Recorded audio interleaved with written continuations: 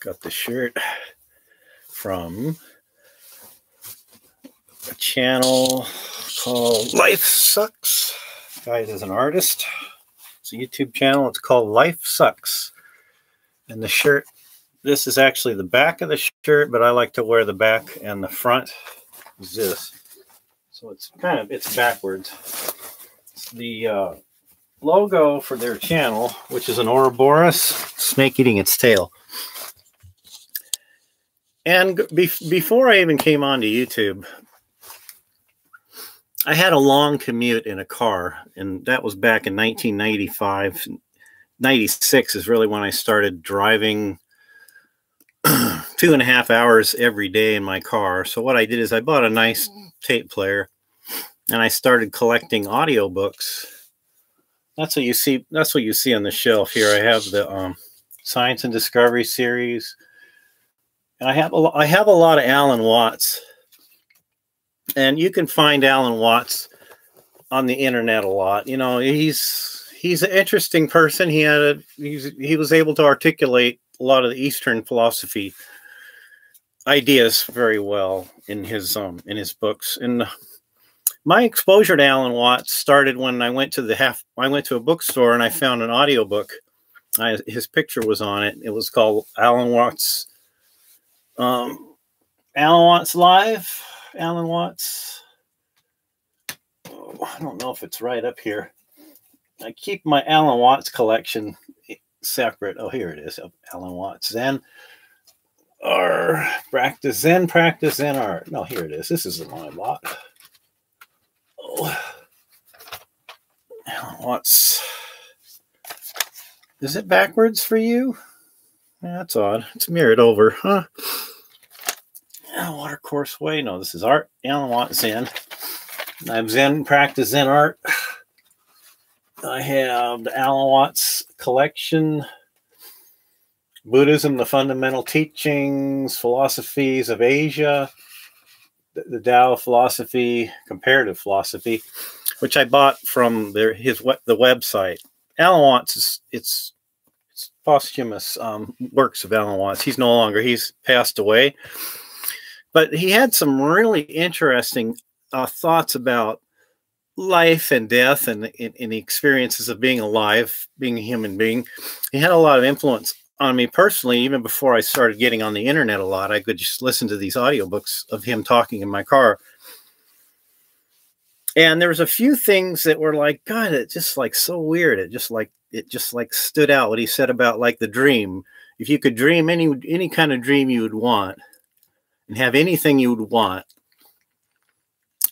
whatever fantasy you had, because you could just you had an infinite amount of time. You were existing, and you knew you had control over your fate. So what you would do is dream this fabulous dream that there's beautiful forests and waterfalls and gorgeous beaches and all this beautiful areas, wonderful scenery, fantastic mountain vistas with rainbows and clear blue skies and beautiful sunsets, and all the temperature always be perfect, and you'd live in this paradise state.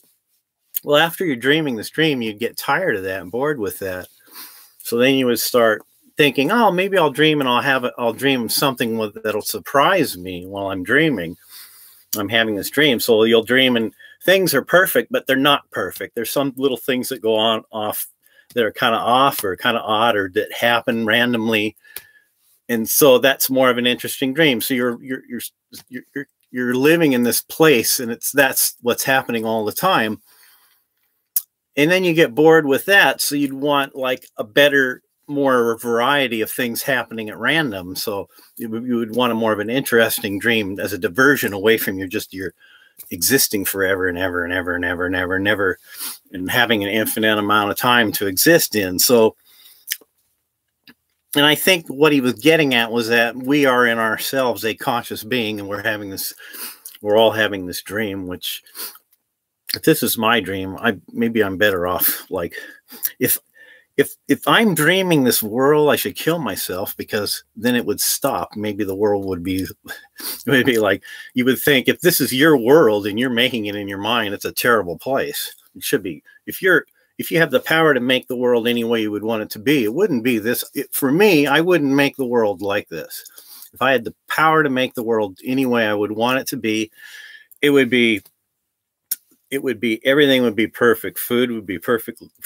The weather would be perfect. Everything, there would be beautiful. No one would ever get hurt. There wouldn't be any sorrow, any suffering of any kind. And even the animals wouldn't suffer. There would be, the conditions would always be perfect for enjoyment and happiness, and that people wouldn't need, so, but that's not the way the world is. Obviously, it's not to what we would want it to be. I mean, people dream and they have aspirations towards making the world a better place, right? Like I was growing up, and all the time it seemed like, why can't things be this way? And they're not. They're screwed up.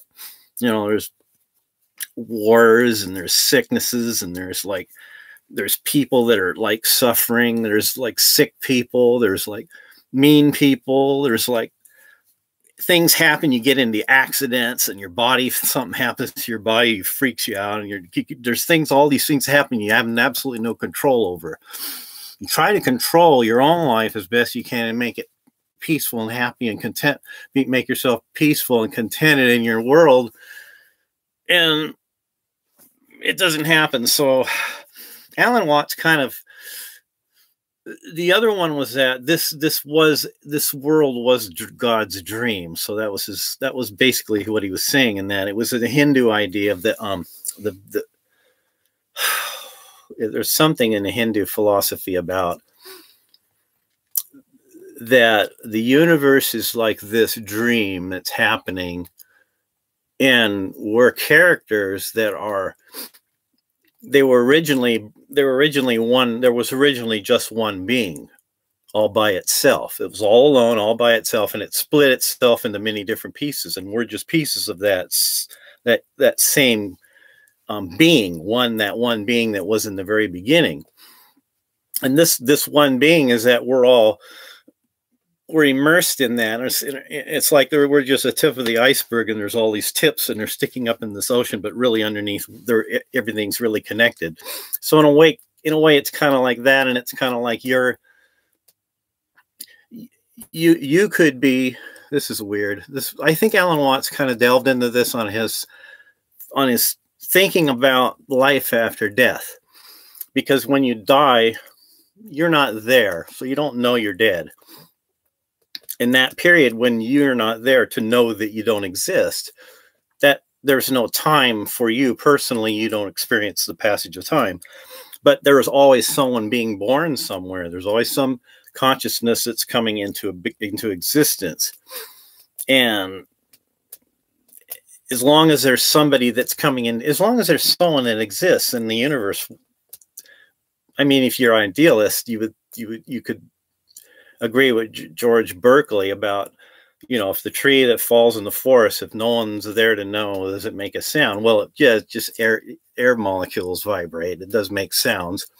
There's no eardrum. There's no to record the sound. So there might be mud, and then the tree falls, and it makes an impression in the mud, and then the tree, and someone sees them. It's sort of like the star in the sky existed long before there was a Hubble Space Telescope to point at that image. It existed regardless of there being the Hubble Space Telescope to make an image and somebody to see the image on a photographic plate. That star, it existed regardless of there being anybody there to see it. So it's like, that's kind of, in a scientific sense, our brains are wired to be idealistic, but the reality is the reality is solid. It's real. It's permanent, and it changes, and it exists independently of there being consciousness to know it exists. But in our brains, the way our brains are wired, we want to, or we see the world that way. We imagine. Our imagination is more powerful than reality, because it's easy for us to accept that the universe needs us. And it's not that it's a need, it's a needful being. The universe there's no feelings. The universe still, it can't I don't know how to say it, but it's like time can't exist if there's nobody there to perceive the passage of time. I guess you could say it's also colors too. If there was, the colors exist because there's cones in the eye, and the cones, if color would still exist as a spectrum, but it would not be an experiential. It would not be something that was be experiential, but it would still be electrically that part of the spectrum. There'd still be gamma radiation, there'd still be infrared radiation, there'd still be the whole range of the radio spectrum would still be there, but there wouldn't be eyes that would experience color. So, I mean, but the thing is, I'm trying to get to is that how can you, if you really think this is a bad world, right? And you're like, really think, well, people should all recognize that this is a bad place. This is not a happy, good, wonderful planet. This earth, this place that we inhabit is not a good place.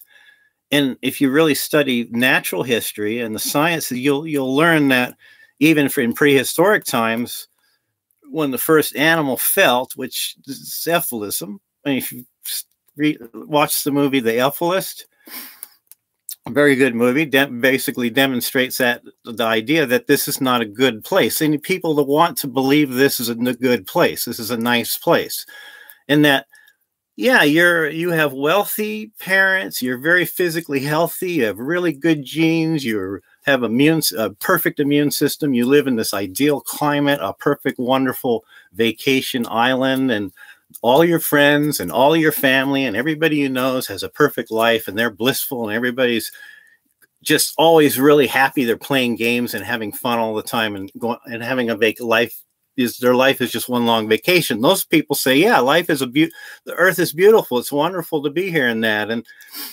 But you know, that's kind of like the world as it's presented on a television commercial. So I think that's, but how do you not come back? That's my question. If somebody knows for sure that when they're gone, they are permanently gone forever, for good. There's no way that they themselves will come back as a baby. They themselves just won't be formed again in the womb and leads them to the tomb all over again. Because there's a lot of talk bandied about, like, it's obvious fact that you have to come back. It's like a default state. It seems like people accept that. They either accept that, okay, there's only this one universe, and as fact as it may be, you're the only person that is unique, that is like you. You're the only unique one person that has this set of fingerprints. This chromosomes, or in this organization of chromosomes, is one of a kind that never happened before and that never will happen again in the future. And of course, it's all material too. There's no spiritual, there's no woo, there's no ghosts in the machine, there's no free will agent that's free. There's nothing that's not material about us. We are a physical being, and that's a fact. And that this is the only planet that we know of that has life. And this is this life process of evolution is only happening. We only know it happened this one time. And it didn't happen with a lot of different kinds of life forms. It only happened with one type of genetically formed from a DNA molecule. That pattern of a DNA molecule, one of the first eukaryotic life forms, not prokaryotic, but eukaryotic life form. All of the patterns of all the organisms that are on the earth today, plant and animal patterns of their organism, is based on that one kind of life. And that's all we know of. And that we know there's never going to be, as far as I know, there has never been me on this planet before, unless the only way you could really prove the reincarnation idea without the woo, just take the woo out of there, but any reemergence or whatever, if they could take a record of your gene, right, of your DNA, have that mapped, and then have it cataloged, so every time someone's born, and they take a blood sample and they make a map of their DNA and they store it digitally on an archive. Now, over many, many, many, many generations, maybe that archive, someone will be born in hundreds of years while that archive continues on into the future, from person to generation to generation to generation. The archive is maintained. That genome map of each person that's born gets a perfect genome map stored in a library. Now, someone could come into the future and maybe they take the blood sample and they analyze it, and it matches perfectly to the gene that was this person that was like 300 years ago that was in their family line. And so that would be a factual way, because if we're just a physical body and that gene is the pattern, is the map of the instructions for the structure of the brain, which we're just our personal physical structure of our nervous system is unique then it's created through the genome, has the pattern in the genome that tells its instructions for for the shape of the brain, of the form of where the nerves are and everything, and all the nerves. And so that physical blueprint, that's the genome. If somebody in the future finds that on the archive, then maybe they can actually say, this has been me. I've been actually alive on this planet before as a human being, because I've already had, my genes have already been here, the same gene pattern. So that would be the only way that you could prove like any kind of like personal survival after death. Now, there's a good argument that it seems to me, I mean, this is kind of sound weird, probably maybe other people have thought of this, but if you procreate, if you leave your genes in your family line continues, your genes continue in your family line, then you potentially may have more of a chance of coming about in the future on this planet. So if you're antinatalist, you got something in your favor. If that's true and you're an antinatalist and you've never had any children, then you have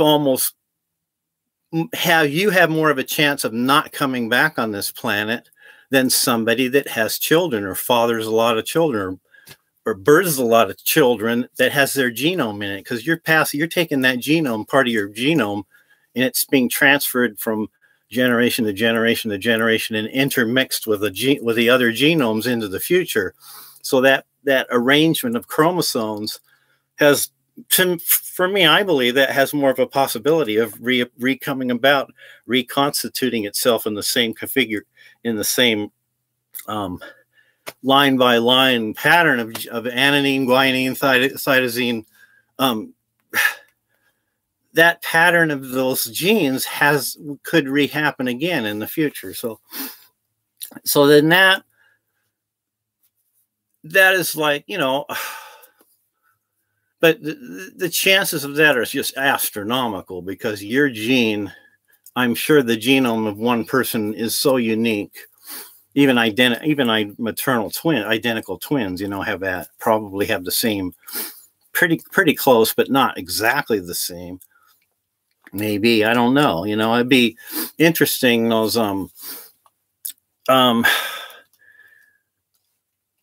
yeah, it's just the one comfort I have has been able to extract out of this mess we find ourselves in, is that it will end. Well, yeah, it's going to end but the problem is you don't know when as it's ended, then there's time. Yeah, that's a paradox, but it's illogical maybe to pursue that too far, because you start getting into thinking maybe that you'll never die, that maybe in that movie Defending Your Life with Meryl Streep and Albert Brooks, where he's got a new car and he's driving his car down the road and he gets hit by a bus or whatever, and he dies, and he goes to Judgment City, and Meryl Streep's there, and he falls in love with her, and he gets judged because he has to move forward or go back if he's shown that he's lived his life and he's been brave and he's taken risks and he's challenged himself and he's trying to better himself and grow and face and not be afraid. That was the thing he was being, all the things he was being judged about. So he, in a way, we're not privy to anything before and after. So we only know what's in the what's bracketed in from our early childhood all the way up until we like pass away on our bed and on our deathbed.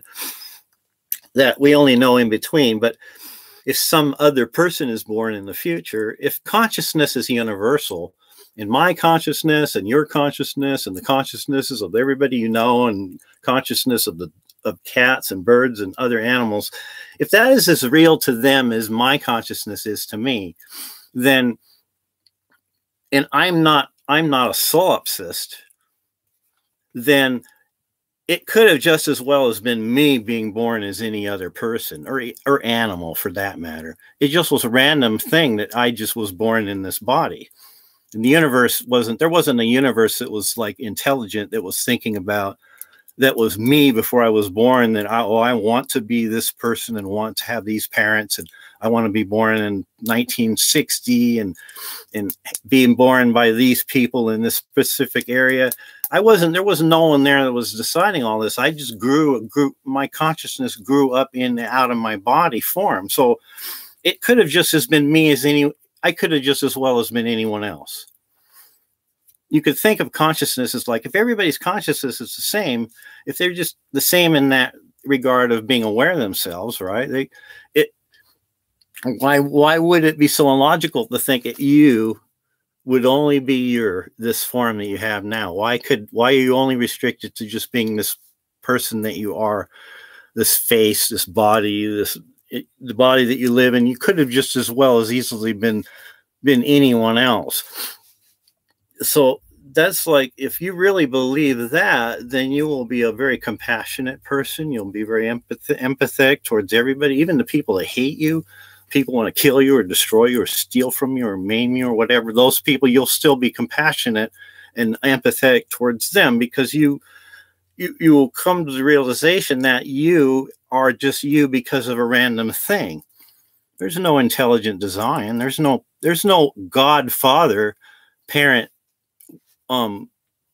planner that ordered everything, that authored everything into existence from the void.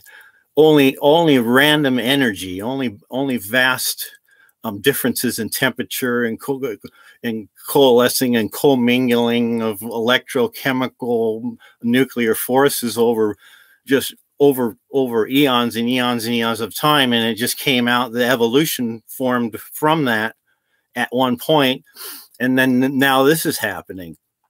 But and you're alive, experiencing yourself alive. But as far as you know, you could just die right now and then wake up in an embryo. As you could wake up as an embryo, you'd have no recall of anything that ever happened to you in the past. Any information that you had while you were being born in that other new life would be like instinctual. Would all be instinctual. Not that would be memory. There wouldn't be you wouldn't remember where you went to high school and math classes and girl you fell in love with and all that. That would be completely obliterated, but you'd be alive and awake as a new creature. And it's all random. It's not that you're willing that to happen into the future. So no one has a choice, you know? No one can say, oh, I'm going to go here. I'm going to be in a perfect world when I pass and I'll become a new person, but I'll be in a better place, a more of a refined and more better experiences. But you can't, how can anyone will that to happen? The only thing you have control over is this life right now. You don't have any control over what you come back as. But if it's just a genetic pattern, if you're strictly only capable of being the person you are because your physical form dictates that specific, unique, genetic, physical form that you are is only one of a kind. It will never happen again. And your consciousness is tied to that. It's linked up to your physical body. So that physical body that you have now, this one is all that you have. It's the only one you will ever have. And that's it. everything else is just someone's imagination.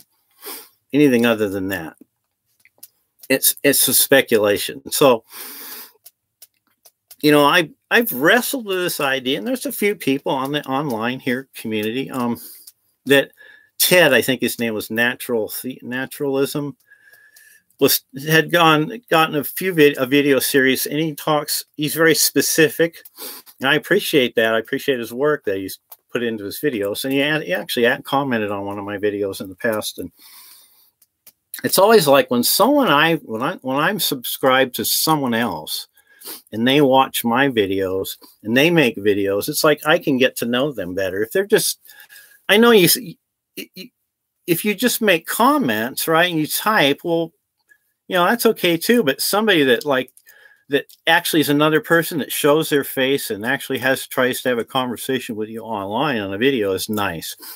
It's nice to somebody else mention you on their video if you're a subscriber to them. That's like, wow, that's like somebody's like watching somebody's videos. I watch their channel, I watch their videos, and they're watching my videos, and it's like it's like that you're having a relationship with that person, because it's like sucky you're in your house all the time.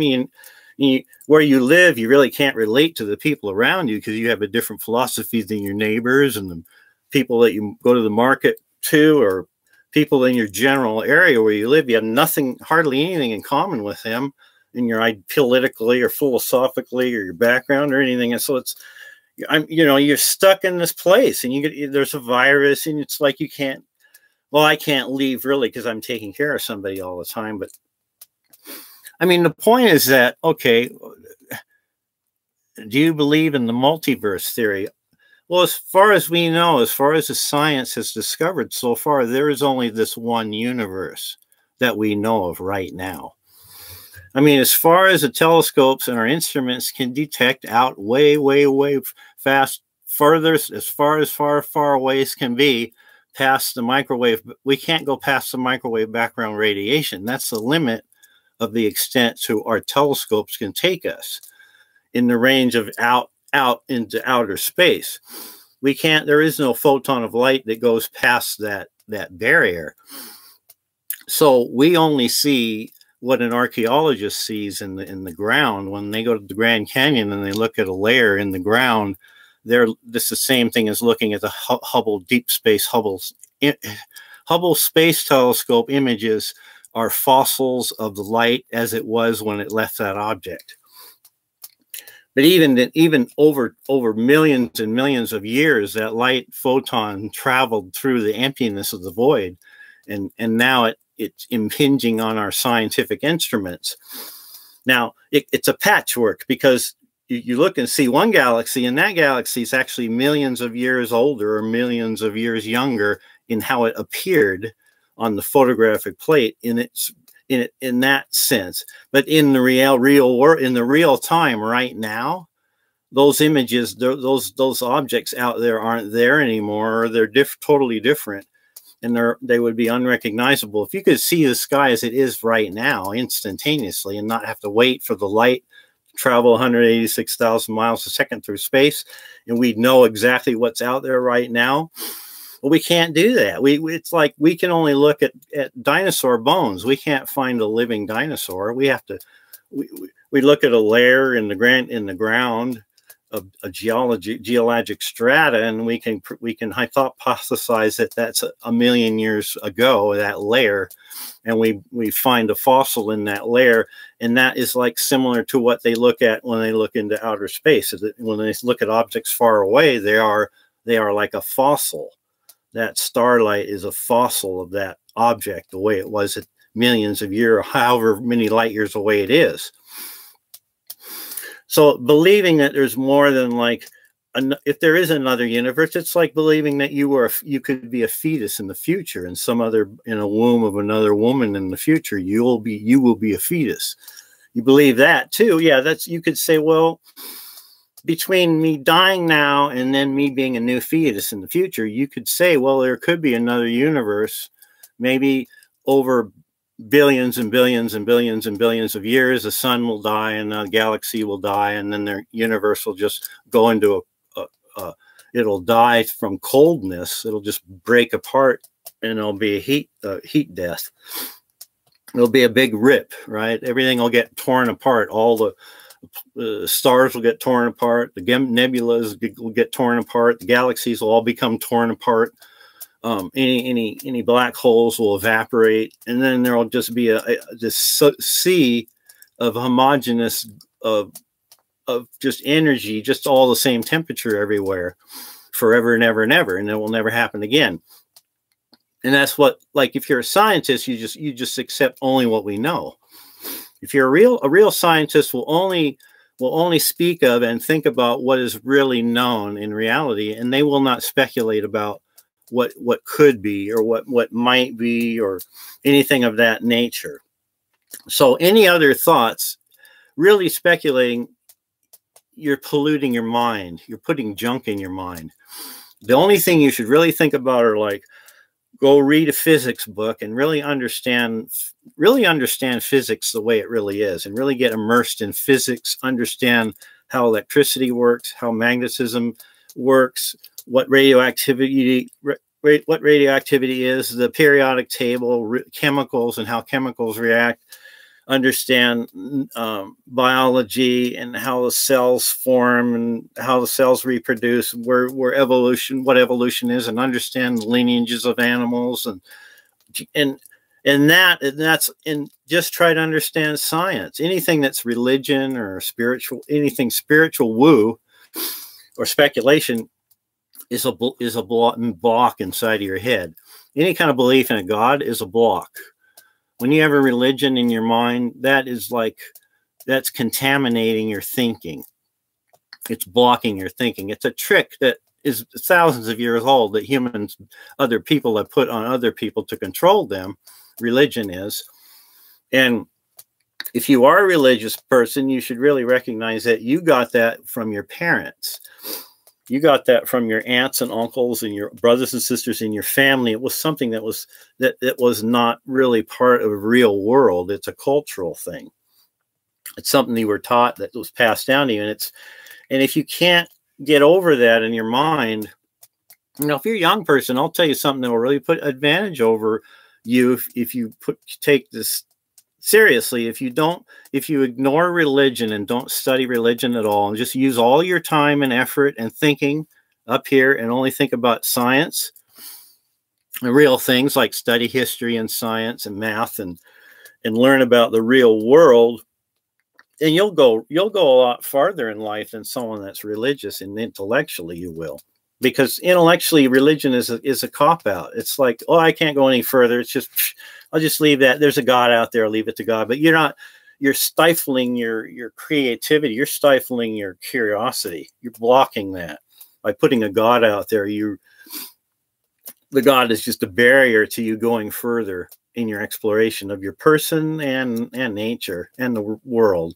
So for me, I've been like, even though the people I went to school with, the teachers and that, they were nice people. They were nuns, right? I went to Catholic parochial school for 10 years. I had my earful of all that, of the Father and the Son and the Holy Spirit. Jesus is dying on the cross and the whole religion thing. Yeah, some people find religion later on in life and it brings them inner peace. Can you be religious and scientific? Well, religion, like, you could be very devout person about being kind to animals. You can be very devout person about being nice to other people and enjoying, like, a party and getting along with other people and having maybe being involved with a community of other people. And you go and you sing with a group of other people. Maybe you sing and you hold hands and you read ancient text. Maybe there's some rituals, and maybe that's fun. Maybe that helps you as a person. That helps you get along better with everybody else. But as far as, like, believing that there is a supernatural being present in the universe right now that's, like, aware and watching, and that's in charge of everything, that's responsible for all of the reproductive activity of all the animal life, and that somehow this is, like, there's a plan of all this, that's, like, nonsense. That's silliness. That's where you that's where religion is a bad thing, because it's blocking you from really understanding the world the way it really is. But if your religion is about community and about having fun with other people, singing songs and reading old manuscripts and having a play or putting on having a ritual and all that, and making colored banners and having a certain place you go to and having a or burying a loved one, if you're burying somebody you love, and you want people to be comforted, you want them to feel good at the gravesite, when they're around the casket and you're at the funeral and you're talking to the people at the funeral, you don't want to just blatantly come out there and say you're just believing this is a fantasy, that you stop being silly, stop believing in another life, stop believing in a God and all that, and get in their face about it right there at a funeral. That wouldn't be appropriate. But you go to a funeral, you go to a ritual, you go to a service, and just like pretend that you do. I mean, go there and pretend that you really believe, because if you do that, then you'll have like emotional support, and maybe you'll meet other people there and they'll help you get a job. Maybe you'll meet other people there and you'll sing a lot, and you'll be really musical, and you'll learn to play your musical instrument better, and you'll sing better, and maybe you'll go there and you'll have a good time. So that's another thing. But in your head, in your thoughts, logically, just believe it's nonsense. Don't really take it that seriously. Because what happens if you take religion too seriously, you're crazy. But on the other hand, if you're somebody that promotes or that pronounces themselves of having no religion at all, then you're suspect of being a person that's of ill repute, of being not having morals, not having being like maybe they're like a child molester, or maybe they don't have any sexual habit, maybe they have a weird sexual habit, or they're suspected of being like not patriotic, maybe, and they're like against the country because the country's under God and all that. And so I think that someone that's a real scientist and they still go to church, well, they just probably go to church and they pretend like they're going to, they like go to the theater and they sit in the audience, or maybe they get up and perform in the theater. But they never believe that the play is those are real events they don't believe that the costumes and the play and the actors and they don't believe the play is a real thing that's really in reality happening. They just think of it as an art. They think of it as like they go to church and it's something that's inside, like you might, sing and shake hands and be happy and smile and go there because it's like, you be religious because it's the only way you know to have friends or be in a community. So, but as far as like really believing there's a God, it's like, it would never be appropriate when you go to your church to tell people what you really think. When you go to church, pretend and put on a play, put on an act, just so you can get along with people. That's all if you need to do that, but to think in your mind that all of this there really was a God and there really is someone there that's watching out over everybody and all that. No, it's up to you. It's all on you. You're responsible for your own life. But on the other hand, it's deterministic too. That really no one's really doing anything freely. We are only just reacting to circumstances and events in our genomic makeup and our environment and where we were when we fell out of our mother's vagina. If you fell out of your mother's vagina in the sub-Saharan African plain somewhere, your behavior is going to be different from someone that fell out of their mother's vagina in a luxurious mansion or in beautiful surroundings, and they grew up in everything was hunky, really good for them. Then, yeah, the choices you make, and your behavior and your reactions and all that, so it's upbringing, and that really, when you dig really deep down into it, there is information you can have that you would not be able to get from a record. someone, you either learned it or it was a record and you learned it. It's from the external world.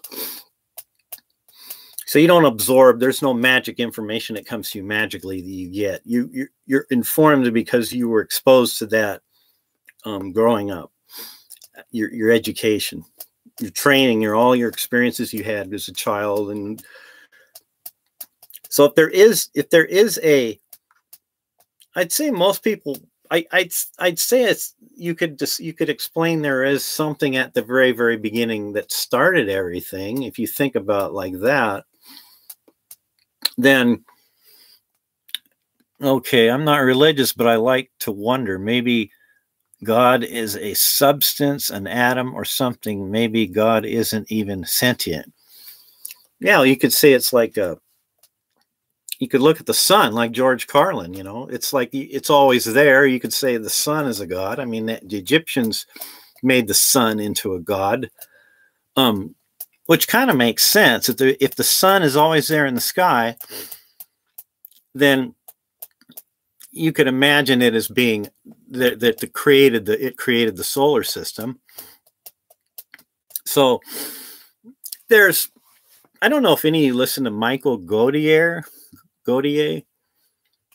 He's got a science fiction channel on there, and he talks a lot about the last one he did was on extraterrestrial intelligences and how we would detect them. Now, there's different ways in space that they would arrange their planet, or they would have a structure in space. An energy signature would be coming from that structure, or that structure would obscure their star, and there would be evidence for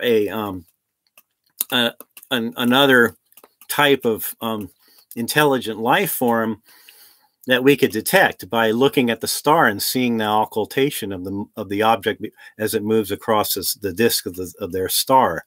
Could be a large space station, or it could be like I think if they're like, we have lighthouses, right? And the lighthouse in the middle, way out there before there was radio, they'd have lighthouses. And maybe in space, if there's a spacefaring civilization, maybe they have lighthouses that are radio beacons that are around asteroid belts. So when they're traveling around in their spaceships, they know where the asteroid belt is, because they put a radar beacon around their star somewhere, and it would send out a regular pulse, and they would know that would be somewhere that would guide them. Or so evidence of extraterrestrials could be a radio beacon, but a radio beacon for navigation. But it's too early to tell. We've only been around with radio and technology for less than 300 years. So it's like we're so primitive, really. I mean, if there are aliens out there, and they've passed the barrier of what we're going of adolescence as a species, because humans we're in our adolescence. We're going to grow up. We're going to become an older race, and when we become an older race, we'll lose our cultural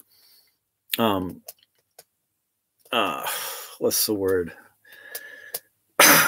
Or it won't be, we'll lose our racist thinking, right? The people divide themselves into races and groups, and it's sad that we are that way, that people just can't see the person as they really are by their behavior, what they say, and what their interest and lifestyle is, and not judge them so much by appearances and by skin color and the hair texture and size of their nose and the shape of their mouth, and what color hair they have, and how big their body is, and all that. We judge people are so focused on appearances.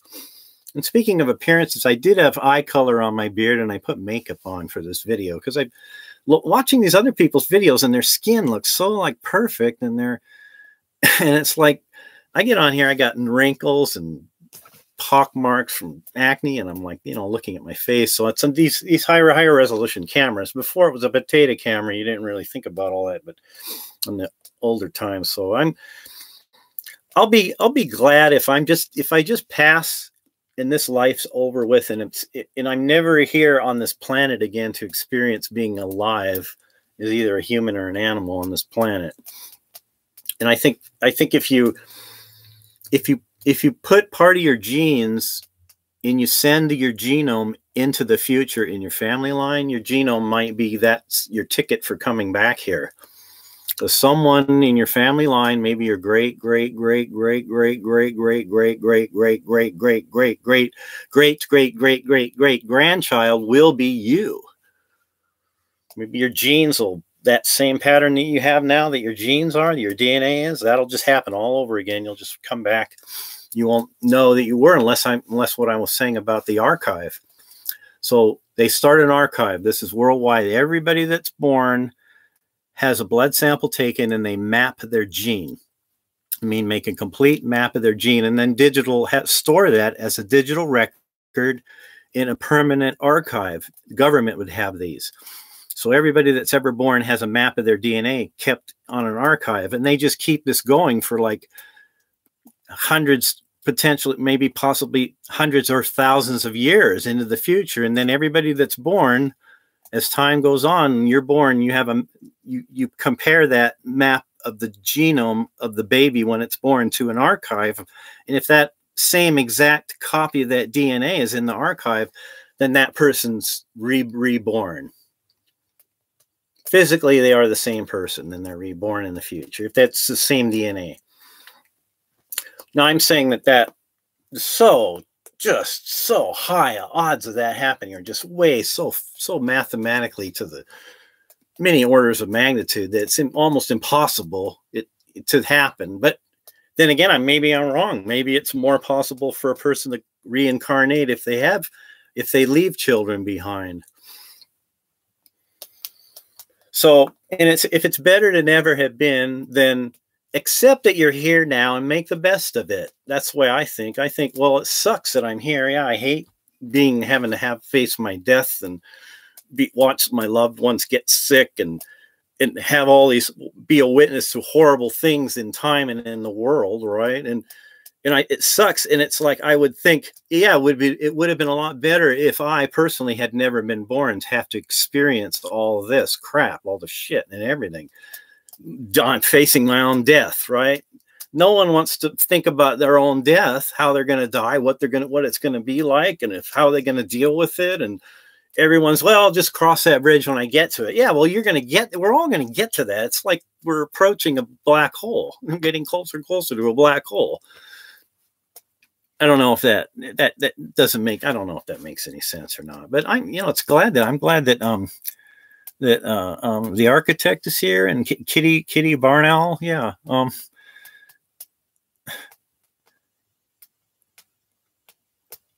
You know what I'd like to do? You say go to space. I would like to go to like Colorado and go to one of those sensory deprivation places where you can lay in a tank. It's a special tank, and the water's at your body temperature, and it's like Epsom salts, and it's like you float in the tank, and there's no sound, and you don't feel anything, so you're suspended in water, salty water. And that would be like I would want to do that, and maybe try, I don't know, maybe try mushrooms. And when I'm doing that would be interesting. Well, humans colonizing. What are they going to do? Why would you want this all to keep going? For what reason? Is there why colonize other planets? What's the point? Why, if all this money and time and energy and effort that goes into people thinking about going to space and having this perfect spaceship, right? Or a perfect world in space, to engineer something way out there that's really hard to do. It takes a lot of energy to do that, move material from the surface of the Earth up to space to escape the Earth's gravity. If all that time and effort and energy and expense went into thinking and planning about that, went into like maybe reforestation, maybe rewilding, maybe going to like these sites that have been strip mined, like mountaintop removal and all that, and all these areas on the Earth that have been like completely all the Earth life taken off, and it's just dirt. It's just gravel and rock and dirt, and there's nothing living there. There's no life there. We should take those places, like the middle of the Sahara Desert. All these places we should have a Earth regenerative mission to re-engineer the planet, to make this planet more of a habitable place. And control the population, make it so that there's always the same amount of people and there's never any more than a certain amount of people. And people are like, everybody's like really educated, right? There's no people that are poor that are dumb. Everybody has a college education above. And it's common that it's very unusual for somebody to not have a really good education. And there's no more poverty because it's all been fixed. It's been figured out how to prevent things from happening bad in the future. And the antinatalism movement is a step towards that. We don't need to go to space. There is no need to go to other planets. If somebody's really smart and they want to take the time and they're exploring and they're curious and interested, then we can build a robot. Like that movie, if you see the movie Surrogates with Bruce Willis, where they lay in their beds and they're controlling their avatar bodies, their robot bodies, they're living out their lives through their robot body that they're controlling, their surrogate, that you could they could just have a place you could go and you get in a chamber and you articulate, there's armatures and stuff, and you get into a suit and you put VR goggles on, and they're in somewhere out in space, there's a robot that sees everything you're seeing on the screen, that has our hands and arms, and you can sense what's there, and you can look around, and you can't get hurt because you're in a VR chamber, and the telemetry is coming from a satellite that's being broadcasted from your robot that you're controlling on Mars. So people don't need to go to other planets. What we need is robots.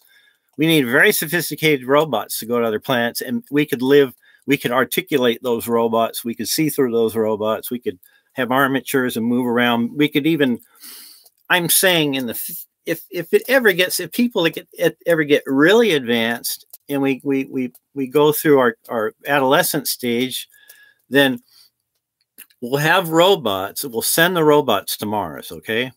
We'll send all these robots to Mars, and the robots will land on Mars, and then there'll be a bunch of people in these that'll be wearing these suits, and they'll be on Earth, and they'll be controlling they'll be seeing what the robots see on Mars. They'll be controlling the mechanism, what the robot's doing on Mars, and they can build buildings. They can make factories and build buildings and have structures there on Mars. And then once everything is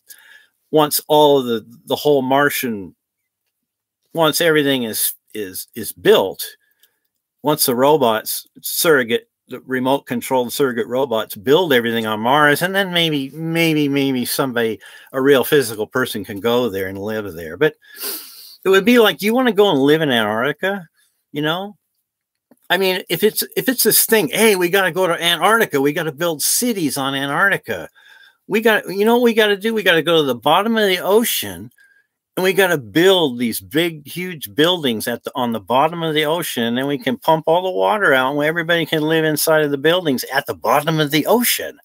So that's like going into space. If you might as well say, why don't people go to the bottom of the ocean, or why don't we go to the middle of the Sahara Desert, in the worst land that no one wants, the cheapest, worst land that no one wants to live on? Why don't we build a beautiful city out in the middle of nowhere, and make everywhere that's naked, that's just barren places? Why don't we change all those places and make them really nice places? Make them like gardens, and have big greenhouses, and have take these like open pit mines, take an open pit mine and make a beautiful lake out of it, and plant lots of beautiful trees around that open pit mine, and fill it with water, and clean it up, and have a gardens there, and out in these sand dunes, right, where there's deserts, where it's nothing but like sand dunes. We could go out there and we could like reforest those areas. Why don't instead of talking about going to space, why don't you talk about doing that? Making the Earth a better Earth, terraforming this planet, making it better than it is now, more lush, more beautiful trees, more. So when somebody says, let's go to space, well, we can send a robot to space. We people human bodies don't do good in zero gravity where there's radiation. It's hot, really super hot, and then super cold, and it has to be. It's like really inefficient and it's expensive. It's better to just send a robot. You can go in and you can look through goggles and be like you're in the robot in space. If you want to go out in space, build a robot, send the robot to space, and then look through the cameras. You know, why go to space? Yeah, it doesn't make sense. I mean, well, as far as, yeah, there are other solar systems. We know that we've discovered the planets that are like Jupiter-sized planets from the wobbling of the star. The star will it'll wobble, and it'll get occultated too. We know there's planets through the occultation of the passing of the planet in front of the star. That's how we know there's other solar systems. But you're curious, right? But it'll like, if you had to send something as big as a grain of sand to Alpha Centauri, then the amount of energy it would take to send like one grain of sand to Alpha Centauri, and if you could send it as fast as possible with a light sail or like an ion propulsion or something like that, it would take so much energy to do that. And then once it gets there, you're dead because it's been such a long time. It would take such a long time. So like, we need to like, I don't say we need to, but it'd be like more irrational to like want to be able to make the Earth a better place instead of wanting to leave it. It's like you want to wreck this place and then go somewhere else and wreck that too. That's humans, right? We'll just ruin it. I mean, now if you read Carl Sagan's book, The Pale Blue Dot, the last chapter in Carl Sagan's book, Pale Blue Dot, talks about space colonization. And if human beings ever get past our petty differences on this planet and become, everybody gets educated properly, then there will come a time when people will want to split off. They'll want to become an independent community of people away from the Earth. And that could be like the compulsion, inevitable compulsion that drives people are driven off the Earth because we've ruined it. And we have to. But it'd be better not to be. That's the antinatalist. If the population of the planet comes down to a certain number, less than like 500 million, maybe, or 100 million, and then the land is equally distributed, and there's plenty of resources for everyone, but it's always maintained at that level, and then people are like, everybody's a scientist and everybody has like a highly advanced education. And at some point in time, you take your old dog to the vet to have the veterinarian put the dog down because the dog's old, it's dying, and it's just suffering. Well, in the future, people will see this Earth has been here, and it's been here a long time. It's had dinosaurs, it's had the Ordovician, it's had all of these eras of plants and animals, and it's not here for any reason, and it's not getting the future's getting to be more worse as the future progresses. It's getting the experiences that the creatures are having on the planet are getting worse and worse and worse for the creatures. So it's getting to be a horrible place to be. And that there's only the last people that are on the Earth. I'm saying in the future, if it's not Mad Max, and if it's educated people that are like everybody's really rational at the very end of time, and they put the Earth down, they're actually the ones that push the button to end the world. Maybe they launch a big, huge, like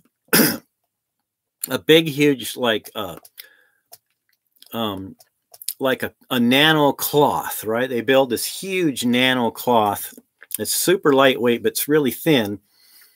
It's like gold foil or like really impenetrable gold coated, huge, massive like a big, huge tarp or a big, huge sheet, right? And they launch that and it expands out in space and covers the sun, and it's orbiting between the Earth and the sun. And there's this big shield, and it's preventing any sunlight from reaching the Earth. And they could put that out into space and it would kill the planet. It would actually stop all life. It would freeze. The world would freeze. The world would be in darkness and it would freeze. And any life would be underground, but eventually, you know, I don't know, maybe the end of the world. People talk about crashing the moon into the world, or using like some means. If you see the movie with Keanu Reeves, the new one, The Day the Earth Stood Still. Well, in the new movie, The Day the Earth Stood Still, the character played by Keanu Reeves, they kill the Earth. They actually launch all these nanites, and they go everywhere, and the nanites break everything apart.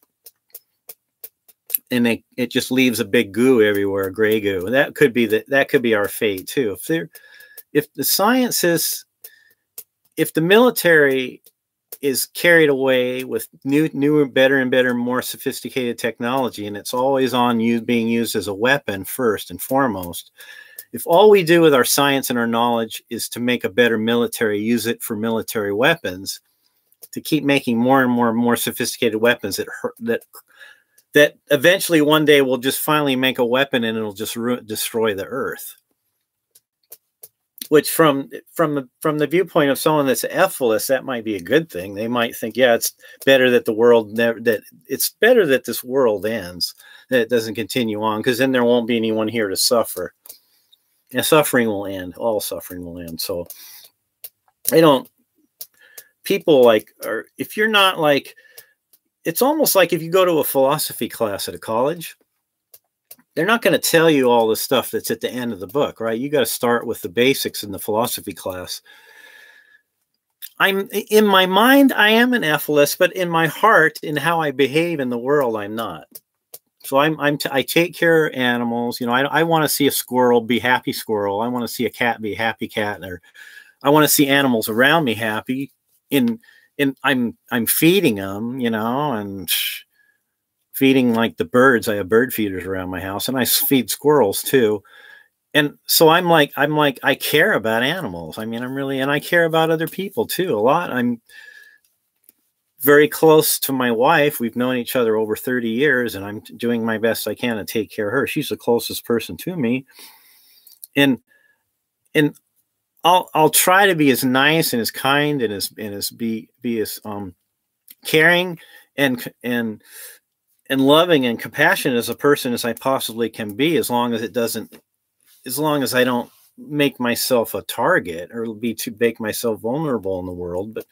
But at my heart, I'm an atheist. I've come to the conclusion that was like the thing that I came to the realization first, was that there is all of these people throughout history, and my family, you know, especially, and my parents and their parents too, and my aunts and uncles and cousins and brothers and sisters all have this really strong belief that there is this God, right? Because we were raised that way. We were brought up to believe that. So once that went away, and I just realized that it's just forces of nature, just not caring forces that don't care, that it's energy and the differences in temperatures, and it's just, there's no purpose to it. There's no designer. There's no one there that's behind it, that's helping it, that's causing it to give it comfort.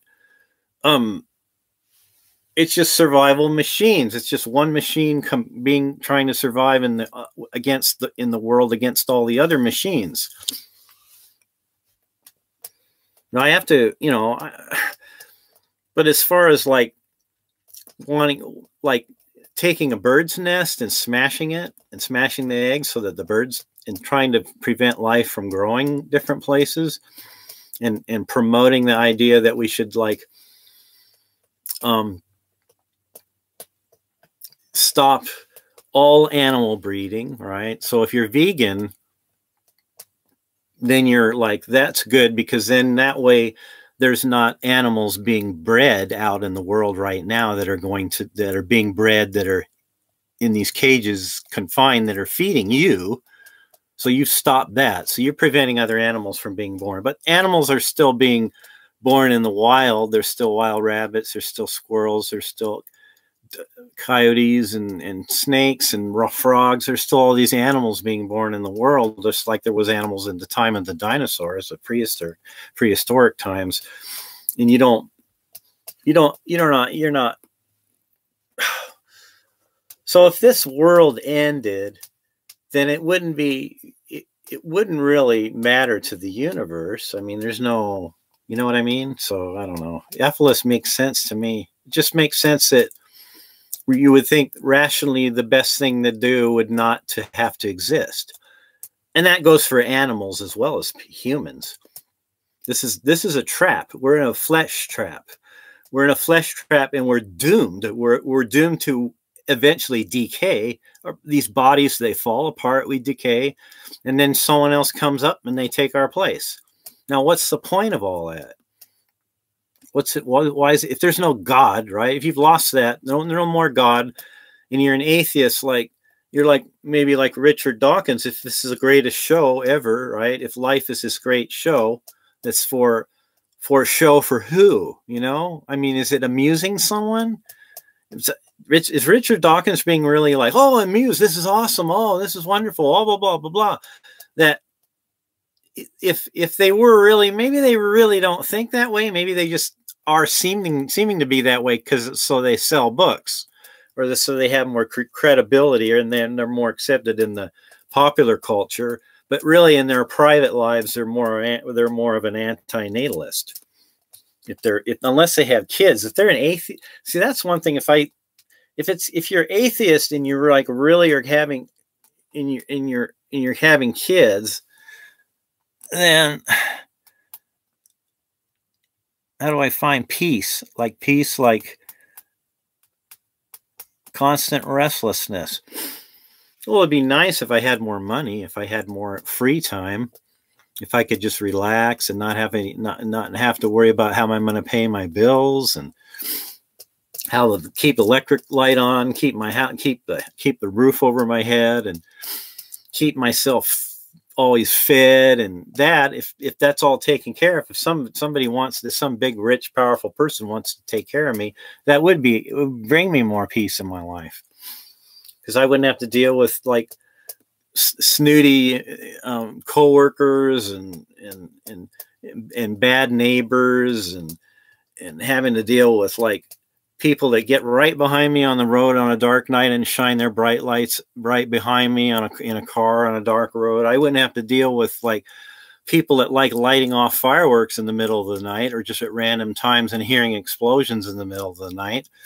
I could go out and sit in my yard and not hear airplanes constantly flying over back and forth in the sky all day long, and hear their engines and people running lawnmowers. And yeah, it'd be nice if I didn't have to live in a place that was all like that noisy all the time, and people revving their engines and big motorcycles driving up and down loud, and people playing their stereos loud and all that. So now I could be more peaceful too, if that was the case.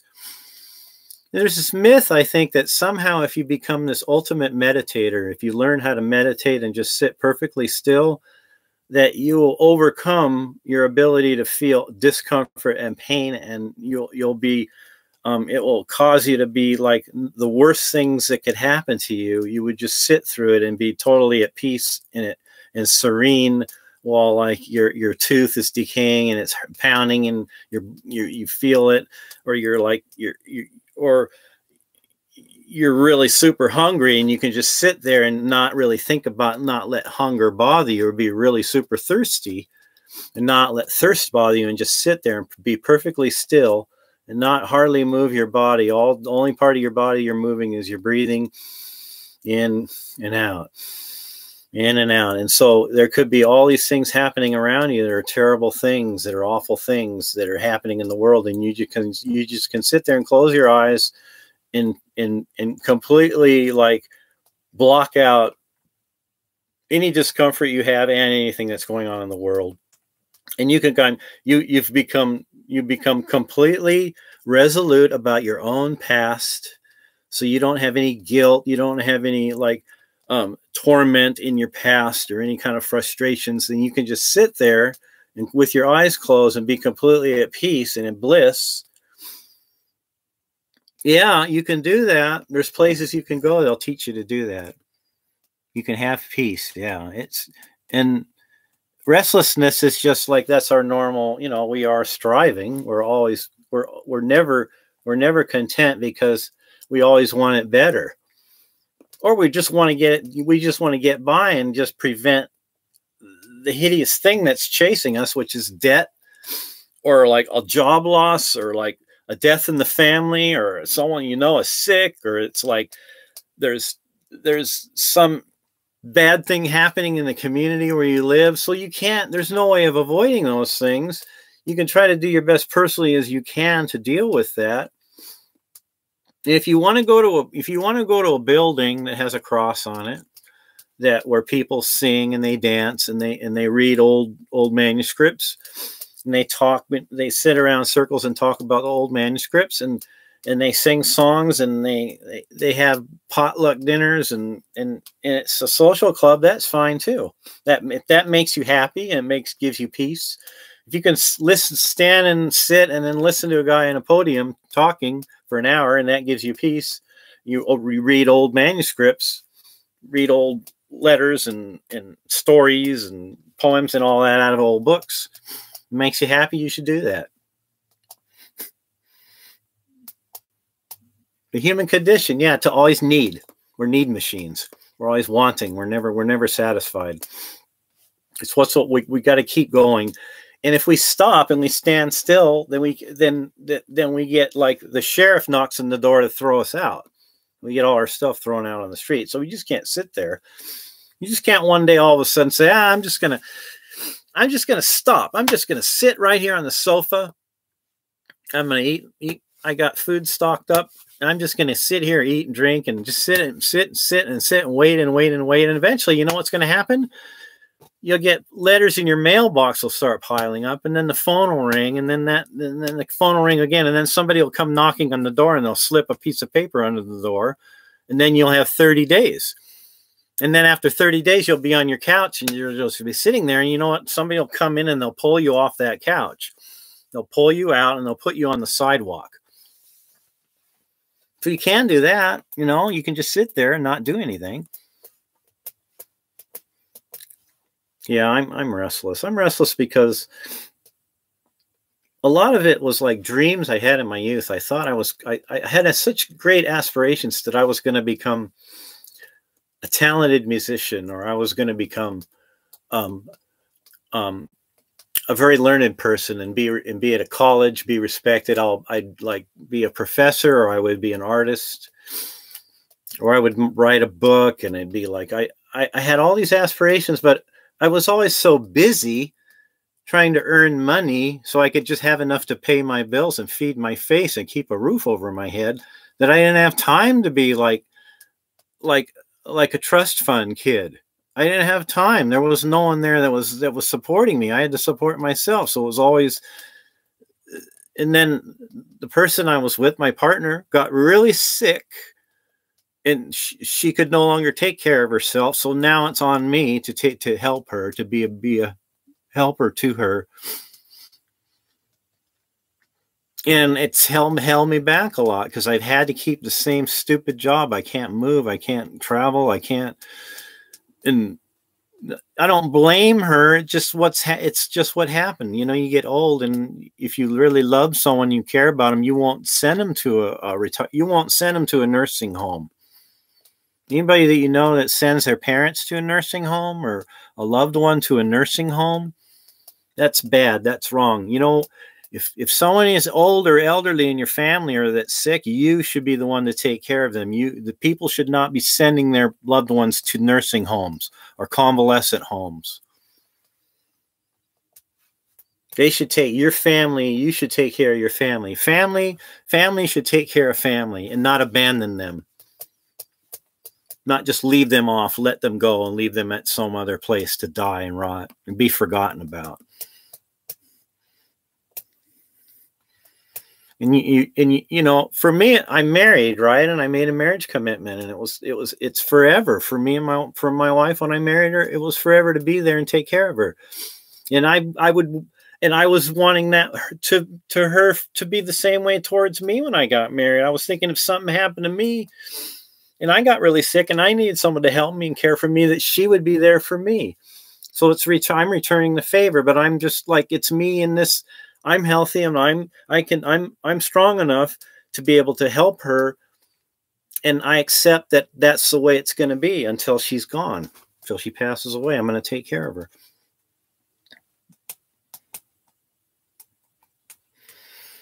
Then that's why we should allow for physician assisted euthanasia, because it's the physician assisted euthanasia by volunteer, and all legal and contractual and all that. There would be everyone involved to make it possible would have a hold harmless. There would be like a Good Samaritan law. There wouldn't be, if anything happened, they wouldn't be held.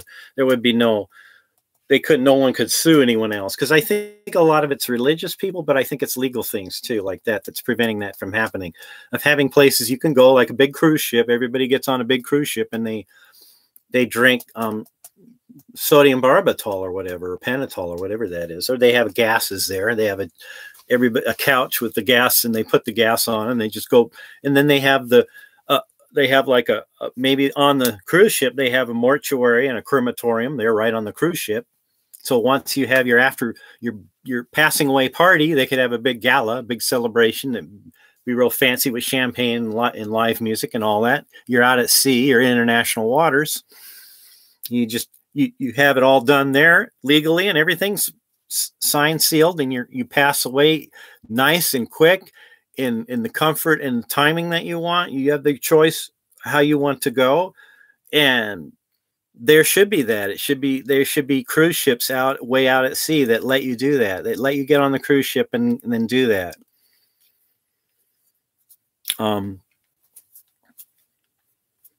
Now, if you choose to go, you better have all your ducks in a row. See, this is the problem. It says people just like out of just like desperation and suffering, they end their life, and they leave it in a bad way, because they hurt people, and it ends up hurting people because it's unplanned for the people they know. I mean, you see, I watched that movie or the television series Sliders. I don't know if any of you watched that movie Sliders. Kitty Barnell, have you seen that TV show Sliders? Where the people jump through, the scientists create a wormhole and they jump through it, and it takes them to parallel Earths. And it's all in San Francisco. It's called Sliders. I have it right actually up here somewhere. Actually down there. I have a video library. But in Sliders, in each episode, there's a group of people that get, the one guy, he's a singer, and he gets caught up in the wormhole, and they go into the wormhole and they pop out in there, a parallel world. But there should be, yeah, it would seem like you go to court, and all you do is you fill out the paperwork and you have it signed by a witness, and it's all legal, and they have a cruise ship. And on the cruise ship, there's a bar, there's a swimming pool, there's live entertainment, there's a big auditorium, and there's nice suites, and you get onto the cruise ship, and it's a end of life cruise. And on the cruise ship, they'll have like a mortuary and a crematorium right on the cruise ship. They do the cremation right there, and they scatter your ashes at sea. So you go out on the cruise, and you have a party, and you can invite your friends and family too. They can come along, but they're on a different part of the cruise ship, and you stand up on the stage, and you have all your possessions, and you have your will written out, and you're in your right mind, and you give away all your possessions, or you transfer all of your wealth and money to your relatives and your family and the people that you know. Charities too, that's your thing. And then you go to that other part of the ship and they have places like real comfortable beds and couches with gases, right, or whatever that knocks you out right away, and you're wearing nice clothes, and then they have a funeral service for you right there on the boat, and your family can see you and say goodbye to that, your body, and your body's cremated, and its ashes are cast out in the international waters at sea. It's all legal and everything, and it's all done professionally and neatly, and that people make it at the time of their choosing. They can go and have it done. So there's a big business in the future. Maybe in the future, like more people like that are my generation, older, that get older, maybe they'll have the laws changed so you can do that internet. You can go to a country like maybe in the Netherlands, they'll have a cruise ship there, and everybody gets on the cruise ship, and then they go out way out to sea, international waters, of course, and then they have the party, and everybody says goodbye, and then they have a funeral. You die and they have a funeral, and everything's fine, because it's all done neat and tidy, and there's no surprises. Everything's written, and that should be the way it is, but it's not that way. We're like stupid. People are like, our society, the civilization's stupid in that regard. They should have, because that should be a normal thing. And what I just talked about there should be some business, or it should all be set up and legal and a normal thing for people to, like, I have my calendar marked, right? I'll be like 89 years old. If I don't die before I'm 89, I'll be 89 years old, and I'll have it all planned. I'll have it pre-planned. I'll pay for it in advance. And there'll be a designated helper. So if I have some dementia, or if I'm crippled or something, there'll be a helper that'll help me get onto the cruise ship. It'll help me fulfill my wish, my last wish, which is to have a comfortable, painless, in a death in a dignified way.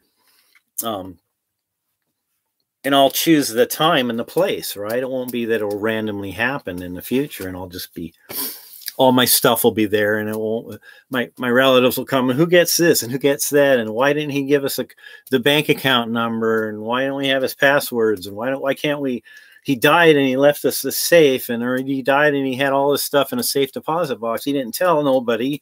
So it all goes to, you die and everything goes to the state. It goes to people that you don't like, or everything you've ever worked for and everything, because you just die all of a sudden, and no one can help. No one knows what to do with your stuff. And that sucks, I mean, so, if you do that, and it wouldn't be the whole thing about not wanting to bring somebody here. Why is that so bad to say that you don't want to bring other people here? Why is it so negatively thought about that someone doesn't want new people to be born on the earth? If somebody doesn't want other people to have to go through being a live person, because it's a bad thing. They think, people like me think this whole life experience it doesn't do anything. It's for nothing. It's no good at all. It doesn't accomplish anything. You know what? All of us are going to end up as like a few millimeters in sandstone in geology somewhere. That's where all this is heading. Why is that? Why is everything just going to be here and then just going to be a thin layer in sandstone? After 1 million years, we'll all be gone, or however, we'll be dust, we'll be forgotten, we'll be irradiated, evaporated, we'll be reconstituted and reabsorbed into the cosmos. All our matter and atoms of our body. What's that for? Why go through all this trouble to do that? To just be here now, and then we die. What's the point? Unless you believe there's a God, you see, or unless you're like, an author and you're concerned about your book sales, or you're very concerned about your credibility. Maybe you're running for office and you're a politician, or maybe it's like you don't want to offend anybody. But really, when you really dig down deep into it, if there's no overarching designer behind all this, it's just it is. It's not really. There is no reason for us to be here, to continue on. We need to have that in our brain, though, in order for it's a survival mechanism. The community has to survive, because we're just like, we're animals that need to be comfortable. And part of our being comfortable is having a family too. It's making people like, it's the only thing they know how to do is have a family. They don't know how to think like, well, I'm not going to have kid. I'll just work. I'll spend my entire life and I'll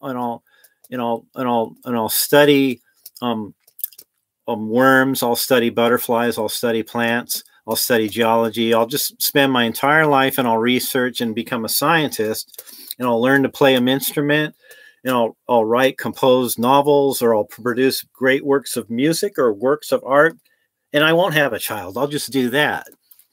Or maybe I'll like work my ass off and pinch every penny, every nickel, every dime that I have. I'll pinch it and save and scrimp and save and scrimp and save. And then I'll take all my money one day and I'll just like go to Vegas. I'll get a really nice hotel room. I'll go to a nice casino and have a good party. And then I'll give the rest of my money and give my money and my resources over to like a charity.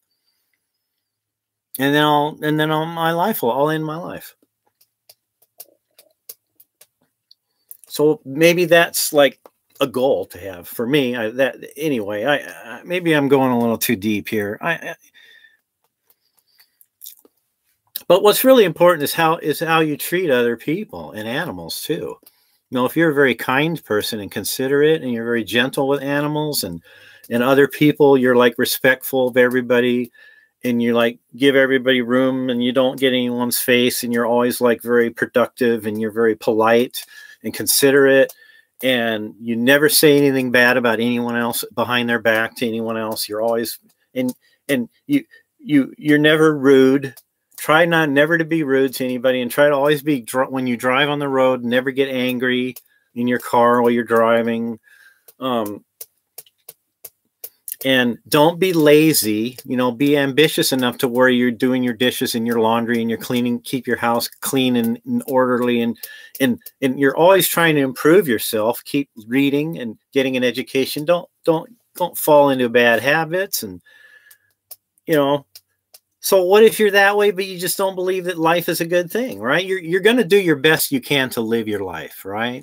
But you don't believe that life is, there's no reason to be here. You know, there's no God. There's no, why have a child when they're going to just you're going to throw them into this and have to put them through all the things you had to go through when you were a kid, and now you're here and you're stuck here. And now you're eventually going to have to die. You want to force somebody else into this horrible carnival ride, onto this horrible, silly carnival ride that goes nowhere. It's just, but while you're here, yeah, you're going to do your hardest and damnedest to make sure you make a difference, that you are making a better place, that you will leave the earth a better place than when you got here. It's like you go to a campground, right? Let's say you go camping, right? And there's this beautiful campground. And you're there and you start cutting trees down for firewood, and then you have use the toilet paper and leave that on the ground, and have old beer cans and leave beer bottles and beer cans, and then you change your oil in your car and you dump the oil out on the ground on the pine needles, and then you drive away and leave, right? And then someone else comes up to that campsite. It's all ruined and trashy, and it's not the pretty, beautiful campsite that it was when that person has to live in the campsite. Now it's all dirty and everything. And that's like, we are that. Where you are you living right now? That you're camping out. Now, if you're living where you're camping out, if you're leaving the campsite all broken and shitty and all worn out and denuded of life, and the people in the future, they got to come back and live on the shitty campsite that you left because you weren't thinking about, leave it nicer than it was the way it was when you got there. Leave it better than that. Try to leave it better than that, and live your whole life like that, because you know someone else is going to be here in the future. So if you can think, I don't want to force somebody here, right? But while I'm here, I'm going to try to keep it as nice of a place. Try to make my life as good, as nice of a life that I can make it, and try to bring some happiness to the world. Maybe keep myself contented and happy, and at least pretend to be, so that I'm not making other. It's not I don't know. I don't know where I'm going with this. Maybe you know. Kitty Barnell. Kitty Barnell, what do you think?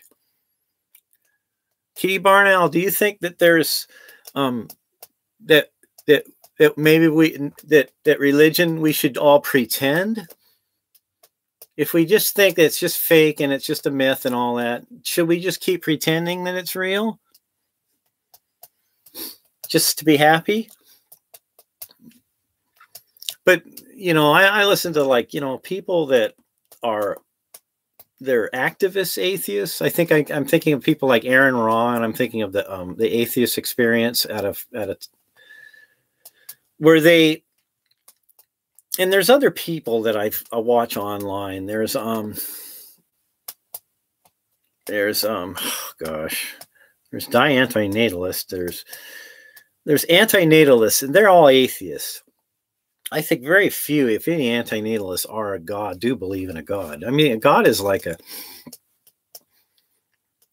something that it's like glue. If you get glue stuck on you, or something really sticky on your skin, well, that's like when you're raised and you're given all these silly beliefs when you're a child and you're brought up to believe those silly beliefs. It's like somebody took some really sticky goo and put it on you, and you spend your whole life and you're like, it's there, and you're thinking about it, rubbing on it, it's not coming off. But if you really, really, really, really work hard at it, you rub it, eventually it comes off. And that's like believing in a god. Believing in a god is just, it's cultural baggage that's been imposed on you.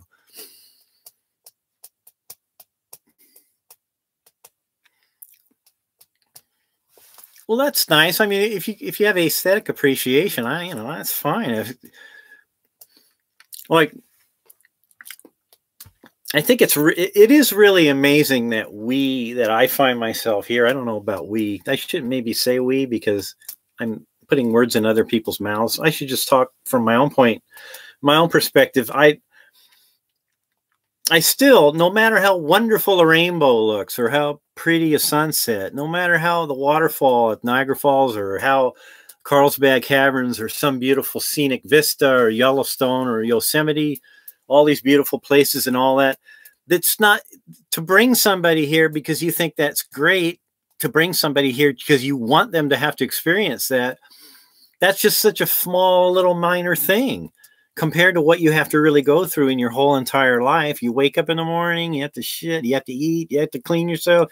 You got to go to the dentist. You got to have your eyes get bad, and you got to wear glasses, and then you might get hit. Someone's mean, they rob you, and you get your stuff broken, your car broken into, and then you have to have all these things, and you have to juggle all these things and manage all these things all the time to maintain your homeostasis with the world around your environment, right? So you're in an environment, you have to have a car, you have to have medical insurance, you have to have glasses, you have to pay rent, you have to pay for your transportation, you got to have food every day, and then I got on and on and on every day. Go through the same thing. You don't want this. You want to wish this on someone else. Like, this is good. Yeah, I want to put someone else through this. It's so neat. Have somebody else. It be like, or it's like they don't think about. I don't think people think about. They only think about a baby as being that way forever. It's almost like if they really thought about wanting a child that bad, they would like work at a preschool around a lot of other children, and they would not have any children of their own, but they would take all their energy and all their focus and be volunteer themselves at a preschool, or take care of other people's children. If they really want children, they should help other people with their children.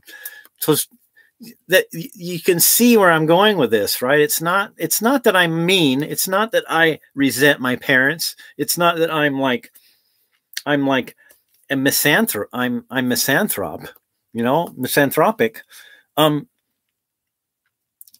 They want kids, yeah, okay. They love babies because they want the experience of having a child. Yeah, I understand. It's natural. I always remind me that they aren't that way forever. Yeah, it's like, yeah, she doesn't want to think about it.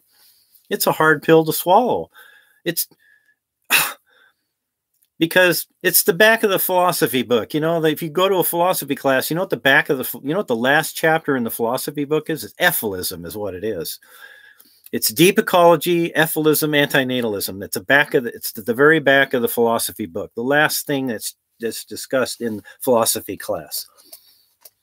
The eschatology, how the world's going to end, what needs to be done in the very, very, very distant future. Because ephilism it's just an idea bandied about now, but in the very, I personally have to think that it's in the very future, far future, in the sudden, maybe in the next few hundred, within the next 1,000 years, ephilism will be a very considerable, very seriously thought of by the scientific community and be accepted by in the political sphere and social spheres. And that people will make a workable, workable effort to euthanize the life system on this planet and bring it to an end, graceful end. Not an end where it's horrible suffering, but a quick or painless, a beautiful, graceful end to the world. They'll figure it out. Someone will figure it out. Maybe that's ephilism in the future, but that's the very back of the philosophy book. You know, right now it is so. But it's like, even let's just say you were very wealthy. Let's say you were very well politically connected. Let's say you were a very healthy person and your parents were very healthy and you had a lot of money and you never got sick, and everybody in your family never got sick either. And let's say you had, like, your parents were like Olympic athletes, triathlon contenders, and they were also college professors. And they planned a child, right? And they planned the child because they knew once they had that child, then that child would be like a they would improve the world. There would be such a guarantee in the mind of the mother and the father that they could raise that child and produce a child in an environment that would enhance that child's mental, physical, social, emotional, spiritual. In that way, that child could grow up and they could, like, be a doctor to the world. They could be a healer in the world, a lawyer, real good lawyer, a real good doctor, a real good statesman, a very good, like, a scientist or engineer. That they would breed a child, that they could raise a child and make that child that way. But most people don't. We're like, whoops, baby. I'm a whoops baby. There was no mom and dad sat around and they discussed about they're having another son, and this son would be how he would go to school. We would set aside a trust fund for his college, and we would have everything available for him. There would be a perfect piece of real estate that would be a very like a resort in Hawaii, all perfectly manicured lawns, and they would have the best school. They would have the best nutrition. They would have tutoring by renowned artists and scientists and skilled historians. They would be given the best education possible, right? So they could grow up and they could, like, become a very good at, like, a cancer researcher or engineer, and they would, like, their parents would bestow upon them the gifts of all their training and skills could be transferred to the child through education. Then there would be, like, a reason to have a kid. But, like, for somebody that's just parents get drunk one night in the hour, there's a baby laying in a crib that's crying, and they get drunk and they have a party, and then they go and sleep together, and dad didn't wear a condom because he was drunk and they were just wanting to have sex, and they had sex without any condom. And then 9 months later, there's another baby there, which was me. I was a baby because my parents were, like, probably fooling around on Cinco de Mayo. They probably had gone to a party, and because I was born like 13 months after my brother. So I'm like a whoops baby. And and, like, that's most of us are here. Most of us are here either because our parents are sloppy or they weren't thinking. There was no one that's here because there was a man and a woman that was planning on them being here. Very, very, very few people are probably that way. Right? Anyway, It's weird. I imagine in my family line, there was probably people in my family line that were rape victims, women that were just raped. And that's how that's part of my family line in my way back when, somewhere in prehistoric times, or probably got distant great grandmother was raped. It was in the Stone Age or something, so probably Alan Watts. But people that have an effect on me, I honestly have to say Ed Mendham has had an effect on me. His earlier videos, more so than the ones later. He's more into like science, physics, trying to debunk the physics.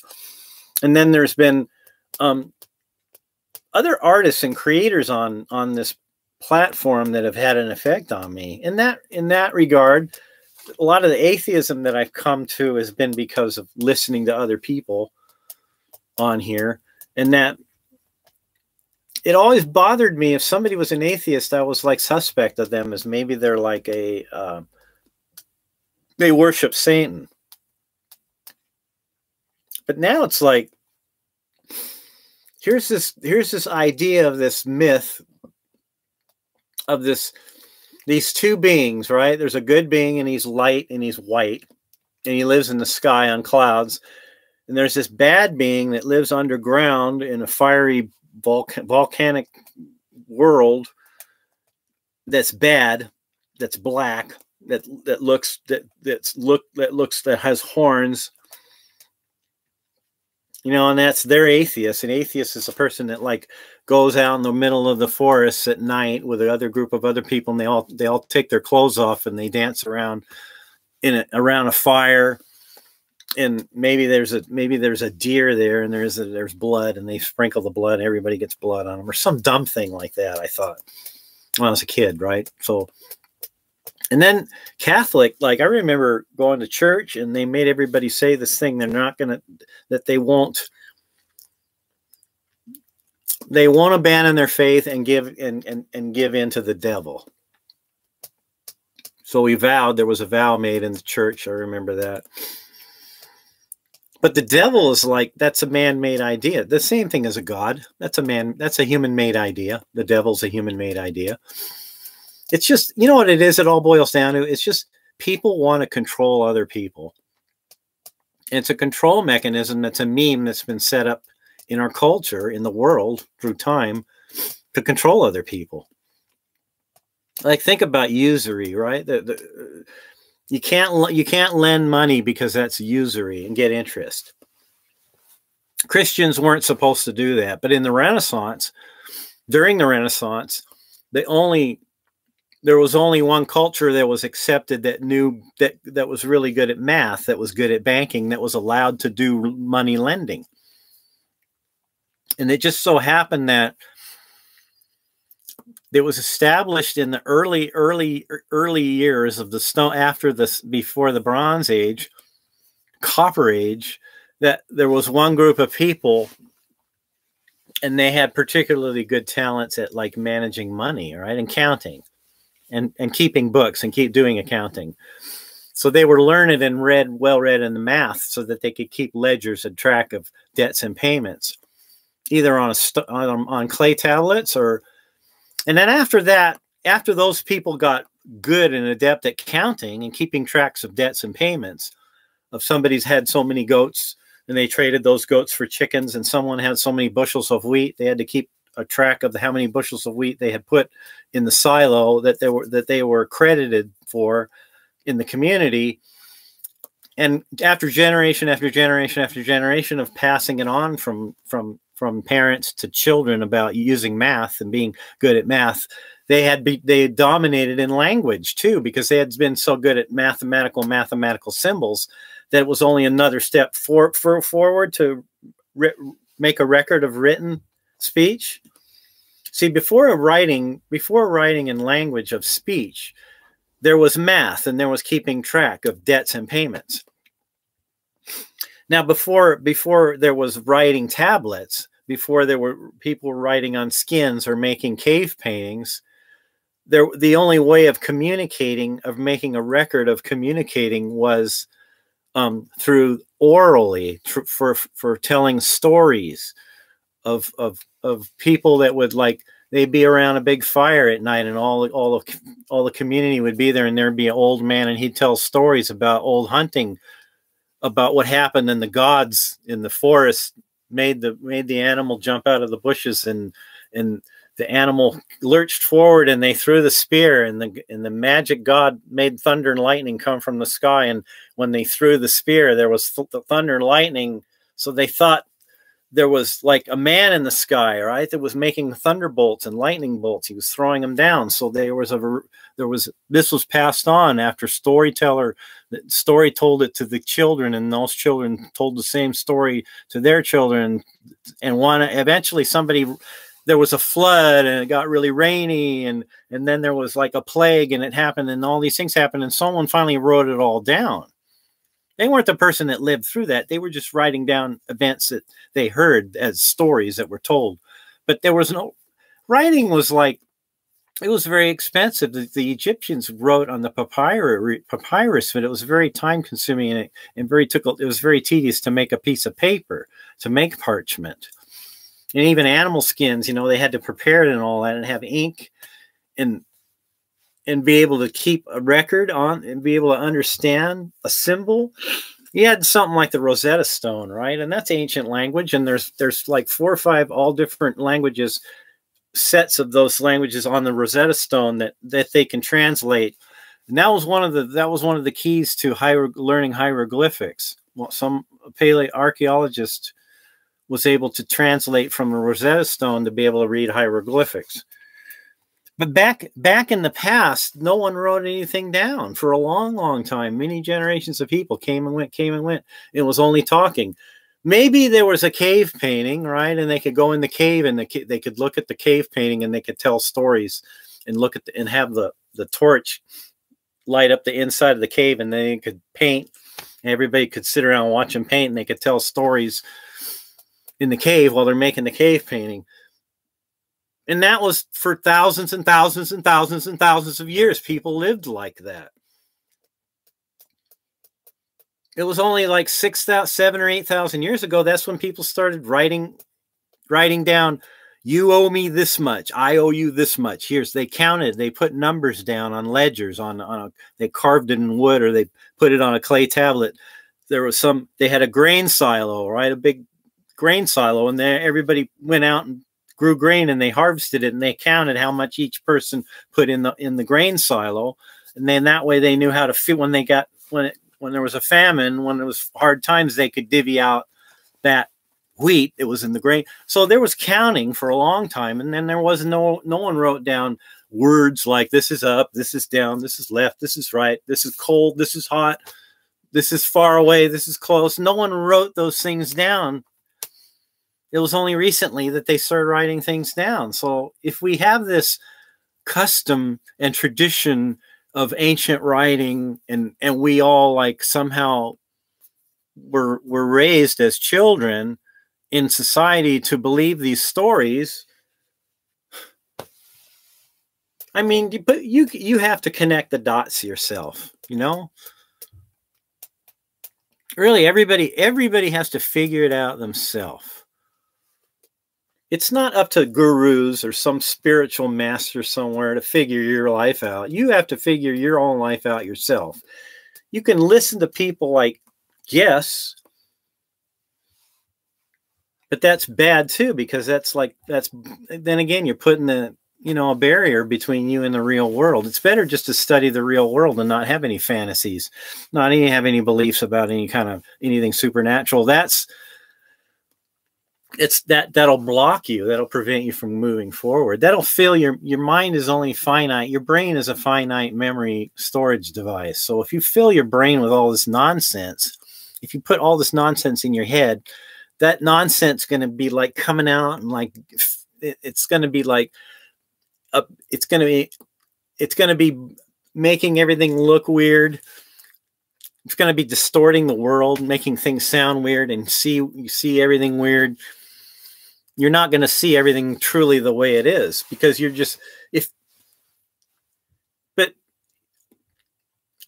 Yeah, you gotta be a really strong person. I mean, yeah, you gotta be strong. If you face the truth and you look at everything exactly how it is, it's not nice. It's not a nice place. It's really not. The universe is not. There's not some great, wonderful being out there that's going to give us a big hug someday. That cares about our future. That's concerned about us. We have to be concerned about ourselves. That's the bottom line. We got to look out for each other. We got to be nicer to each other. You know, it's like the only thing anger does and hate, you know what that does? It just adds fuel to the fire. It just makes the world a worse place. If you roll with the punches, if you bend in the wind and you roll with the punches, if you can take a negative situation, a bad situation, and make it into a positive, that's good. That's what you should do. And if you react and you're bad and you're hateful or you're hurtful and you're like disturbed, and then you don't do any good, and you don't help the situation, and it just makes it worse. So you're right. You got to find peace in yourself. I couldn't agree more with that. The harsh truth than a beautiful lie. But, you know, we're human beings. We're weak. Sometimes we need to have a break and just and not be serious. Maybe that's what keeps us from, you know, I can think about, like, go to the grocery store and I see all these like old people shopping, right? I look in their eyes and I look into these old people's, into their eyes at the grocery store. And I see loneliness and fear and like what's going to happen to me? Why is this happening to me? This is not good. I can't go to church now because of this virus. Or they're like thinking, like, it looks like they're thinking like that. It looks like they're thinking like people can't go, if people aren't going to church, right? Especially older people, and it sucks for them. I look and I see them, like they can't go visit and have parties and visit and go out. Because you live, you know, you work hard all your life, and then it's time to be retired.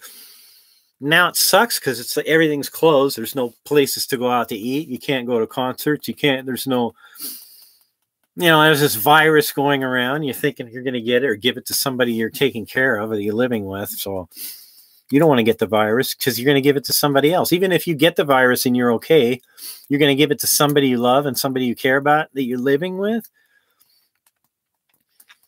Yeah, it sucks. You got to wear the stupid mask everywhere you go. Now you go to the store, you got to put the stupid mask on, wear the stupid thing covering your face. But it's like, well, it's either that or like if everybody stops doing that, then the sickness is going to get spread around really easy. So you don't want it to get spread. You don't want to get it. You don't want to give it to somebody else. Really? I mean, is it that big of a deal? Is it that it's uncomfortable, it's unpleasant, but it's a necessary thing to do. Have to wear a mask. So I'm Kitty Barnell. I'm really glad you came to visit. It'd be nice maybe if I'll look at your channel and see what you got. It'd be like really interesting to see you on a video talking, see your face, see who you are.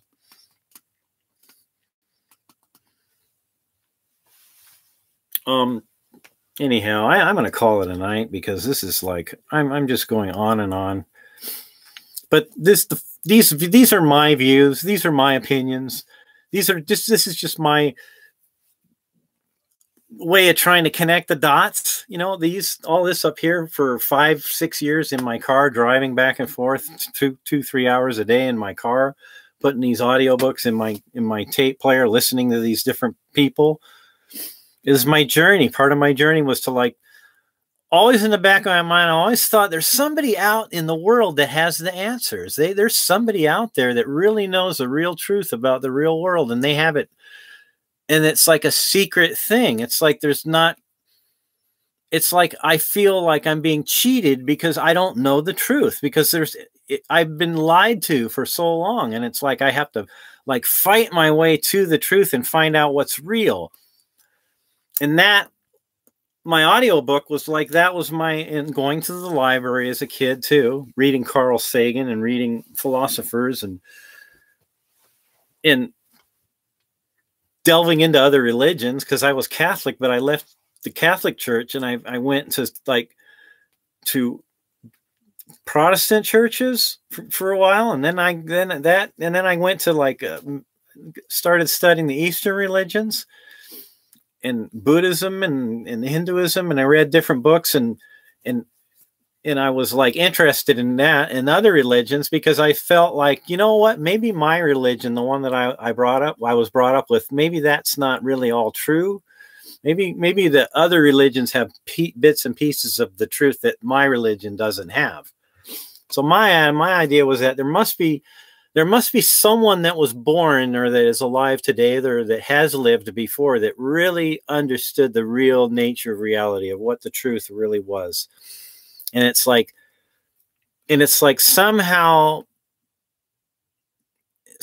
once I knew that, it would like bring me like just complete peace and comfort, and it would like all of my problems, all of my questions would be answered, and everything would be okay. But I don't, it's like now that it's like, antenatal atheism, antenatal veganism, that's important for me because like, why would I want to hurt an animal? Even if I'm paying somebody else to hurt that animal for me, why do I want to have that on my, I don't want to have that on my conscience. Now, whatever you want to do, you do whatever you want to do. But I'm walking my walk in my path in my life. And I've left a trail of dead animals from eating them. There's been in my history, in my childhood, growing up as a young adult, I ate meat all the time. My parents were Irish Catholics, Southern California, 60s and 70s. And it was eggs and bacon in the morning with sausages. And then it was ham and cheese for lunch or turkey sandwiches. And then it was at dinner, it was chicken and hot dogs. And that was a meal. That was what I ate, 3 meals of meat a day, or dairy or fish every single day for three times a day until I was 18, 19 years old. And I worked for a guy and his wife was a vegetarian. And I thought, wow, this is like a wheat bread with like sprouts and like avocado and a tomato and a little bit of mustard on wheat bread with some greens. And I ate it and I went, wow, you eat this all the time? And she goes, yeah, I eat this all. And it wasn't like it was like, but you go to the store and I think the only thing they had at the store was maybe like soy milk. Maybe they had the hot dogs too. But now you go to the store, and if you live near a city or near a big town, then you can be vegan. And most of the time I'm real simple. I just eat like, I eat real basic, corn, rice, beans, oatmeal, potatoes, cereal, oat milk, soy milk, not almond milk so much anymore. Cause that's too, every almond has to be pollinated, that. So it kind of makes me feel, I really like oat milk now. You can get some really good oat milk, and it's creamy, and it's really good in coffee, and it's like you pour it on your cereal, and it like doesn't make the cereal soggy, and it's really rich. Oat milk. It's the next big thing. I mean, if you're, for me, like I'll do what I can to be vegan. I'll try the best I can. I don't know. Sometimes it's like, I have a new chicken noodle soup, right, on those top ramen soups. So have one of those, or I'm having like something might have cheese in it. I didn't want it to have butter on it. Like I'll go to Papa Murphy's and I'll say, I want a pizza. I want tomato sauce on bread. I want olives. I want mixed onions. I want green peppers. I want mushrooms. And I get that at Papa Murphy's. And then I come home and I put that pizza in the oven. I eat it, and it is so good. You don't need cheese on a pizza, people. Start having pizzas made. When you go out to have pizzas, say no cheese. Don't put any cheese on my pizza. Just tomato sauce and vegetables. And you will be surprised. Your palate will be surprised. You'll be satisfied. You want to have that, that stuff inside of you that's like it makes your you know, it's like it sticks inside of you. It's you go on a plant-based diet and you're eating plants in your digestive system, you'll never be constipated, you never have any issues. You'll be perfect. You'll be like, you feel better too. You won't be all from being down when you eat cow's milk and cow cheese and all that. It's way better for you. You'll feel better. You'll be healthier. You'll live longer. You'll be, you know, your skin will look better. You'll keep your health. And it's better it's not only better for your health, right? You think about that little animal, right? Well, every time you buy an egg at the supermarket, there was an animal that had to have that egg go through them, and they had to deal with that. There was a little creature, a little critter with eyes in a cage that had to experience passing an egg through its body just so you could have an egg. And then you're eating this egg, and it's cholesterol mostly, but you should just have like a toast with some coconut oil on it, maybe sprinkle some cinnamon on it, and have like a bowl of oatmeal with raisins. And for lunch, you could have like avocado on toast and maybe some rice, a bowl of rice with some sesame seeds sprinkled on it. And if you're good at seaweed, you wrap the rice in seaweed with avocado and cucumber and cut it up, and it's just as good as sushi. It's just, have a sushi, but have a vegan sushi. You'd be surprised what it tastes. It's just as good. It's with the wasabi sauce and the ginger. Get an avocado roll or a cucumber roll, or you get a nari, which is wrapped, the sweet rice, the sweet bread that's wrapped rice. Yeah, it doesn't curdle. Yeah, it's good. Oat milk is good. I like it.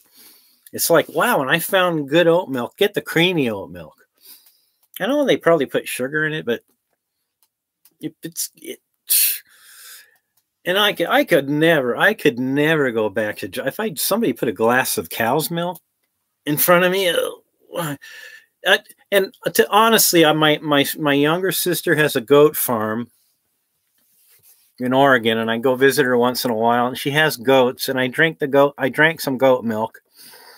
You know, it's kind of like, yeah, it was all right. And then she had goat milk ice cream and goat milk, and now I see goat milk at the store, and that's like becoming popular. And I'm like, but I try to tell her about the antinatalism, and she's like, it's like, that's not natural. When I say that to her, she says, that's not natural. That's going against nature, because you're not producing. There's no family line. You're ending the family line. So I don't know. And it's not something that I don't go to work and talk to people at work about my views, my philosophy, my political views. Only when I go to work, I clock in, and it's all about the business and what I'm trying to accomplish. And if I'm having problems, or if I need assistance, or I'm trying to explain to somebody something else at the job. And somebody will go on about it. They brew a beer at home, and then I'm an alcoholic, so I don't drink, and that sucks.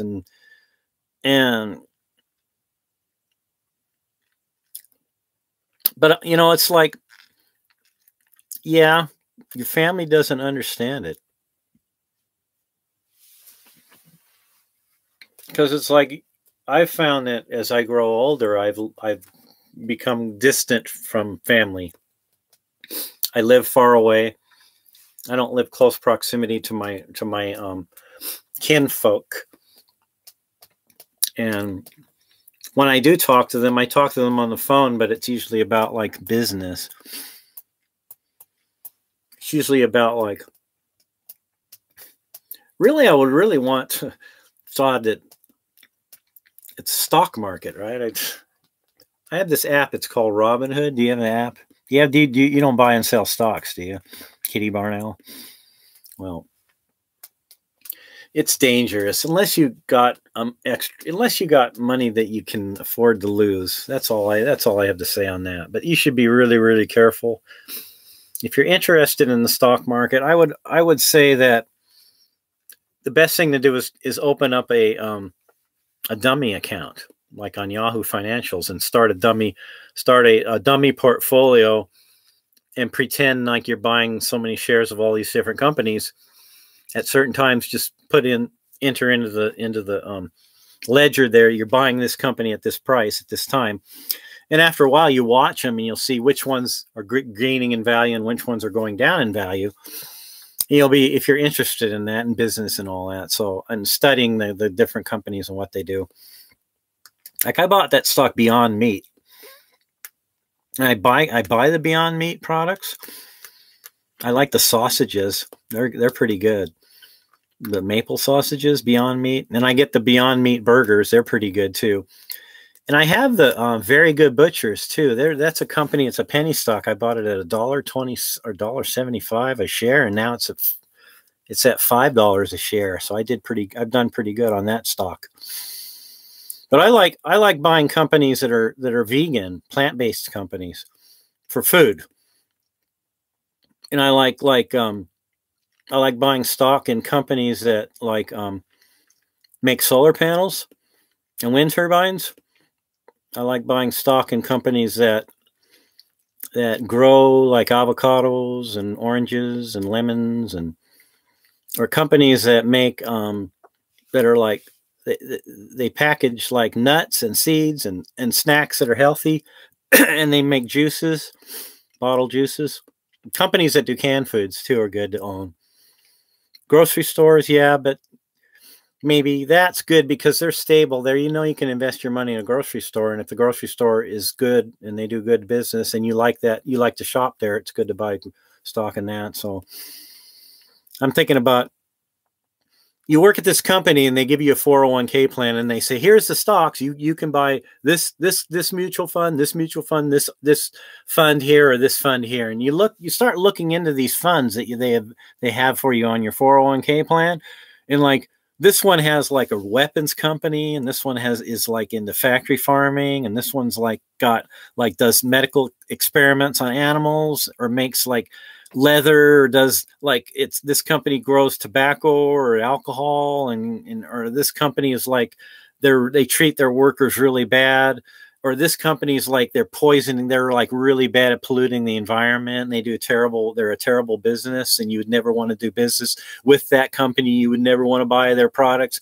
But your 401k plan, it has that company in the fund. So when you invest your money through your company and they match your investment, they put a 50 cents in for every dollar up to 3% or whatever, you're hurting the world. Your money is like, you're using your hard-earned money, and that money's going towards and investing into something that's bad for the society. It's bad for the planet. You wouldn't want to buy it. You wouldn't want to have anything to do with it, but you're forced to, because that's all you have to choose from. So I gave that a lot of thought a long time ago, back in 2008 and 9, when I started my working at a place they have a 401k plan, and I opted out. I opted into what was called a personal choice retirement account, and they gave you more of a range of investments you could invest in. Like I started looking into like socially responsible investing, where they screen the companies. There's no tobacco, no firearms, no alcohol, no gambling, no animal experiments, no use of animals. And they have groups of companies in those funds that only do those things, like water treatment, and like electrical power that's from green energy, from wind and solar. They'll have like companies that have high ethical standards in their business practice. So that's where I want to put my money. I don't want to have on my conscience that, I'm making money, it's great and everything, but then behind the scenes, indirectly, I'm promoting child labor. I'm promoting like animal cruelty. I'm promoting people getting hooked on tobacco, or I'm promoting alcoholism, or I'm promoting like people being cheated on their job because they're working for a company that are slave drivers.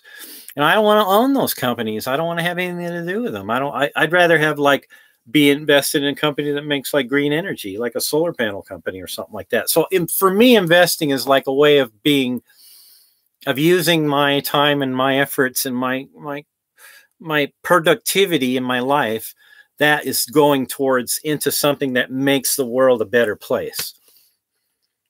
in a weird way, I'm thinking that way when I'm investing. So it's not like but it's good that to either protect my wealth or increase my wealth too at the same time is a challenge, because you're leaving out a lot off the table, which most people don't do that. Most people just want, give me what I can make the most money at. Tell me, how can I want to make the most money the fastest way possible. That's all I want to know. I don't care how the money gets put into use. Just give me more money the fastest. Give me the best amount of money the fastest way possible. The least risk, most benefit, least risk. But they don't care what's that being used for. Do you really want to promote a dog racing track? Do you really want to promote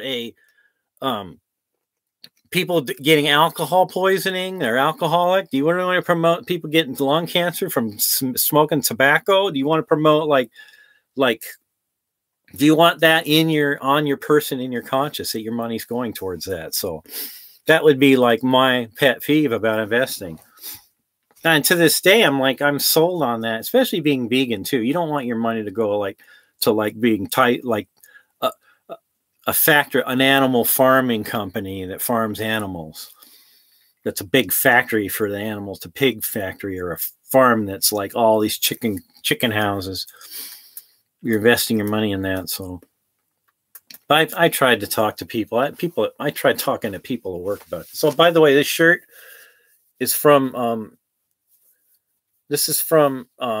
Life Sucks. Go to YouTube and type in Life Sucks, and there's a channel, and he does artwork, and he made the silk screening for this shirt. He did the silk screening, and he got I think he worked a little bit with Amanda Sukanik, and he's been interviewed by I think Die Antinatalist interviewed him. Are you familiar with the antinatalist community there, Kitty Barnell?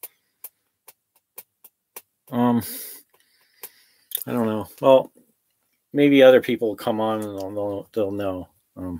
Amanda Sukanik. Do you know Amanda Sukanik? Forever Wolf Films.